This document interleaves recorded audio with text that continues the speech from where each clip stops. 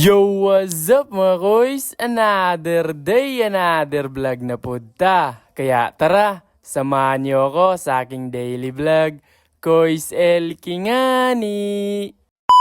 Ngayong araw nga pala ay pupunta kami doon sa Mambahaw dahil sila mama at papa ay may kukunin at may bibilin rin tayo. Kaya pagkatapos kong maligo ay dali-dali na ako nagbihis, baka maiwan tayo. Aray ko! At para di tayo maiwan ay eto, dito na ako maghihintay sa may kalsada, dala yung helmet natin. Bandang 8 AM na nga to, kaya medyo trick na yung araw. Ngayon lang ulit tayo makakapunta doon sa Mambahaw. Simula kasi nung nagbakasyon ay palagi na tayong nasa barangay namin. Ay, nakapunta na pala tayo doon sa Mambahaw nung San Juan, nakalimutan ko. Aray ko! At dito nga ay kumakaway na yung si PSC dahil malapit na yung pasukan. Sa Yumbing Mambahaw nga pala kami pupunta. Kaya dito nagpagas muna si Papa kasi medyo malayo-layo din yung pupuntahan namin. Pero di naman tumagal ay eto, nakarating na kami. Inabot pa nga kami ng 10 AM dahil sa pag-uusap nila Papa. Pagkatapos ay dumaan muna ako dito sa Gaisano para bumili ng yellow pad, notebook at sando. Sobrang tirik pa nga ng araw. At eto, may tubig dagat dito sa kalsada. At pagpasok nga natin ay agad-agad na akong namili. Hinahanap ko kasi yung yellow pad na makapal para hindi madaling mapunit. At nakita ko naman sa may parting to, nasa ilalim lang pala. Tas binayaran ko na. Tas bumaba naman ako para bilhin yung sando para sa panloob ng uniform natin. At meron naman. Kaya di na ako maghahanap pa sa iba. Andito lang pala sila mama at papa naghihintay. Tas yun, uuwi na kami kasi oras na ng pananghalian. Sobrang init pa. Hindi tayo nakapagdala ng jacket. Buti pa sila mama at papa. Meron. Aray ko. Pero dito,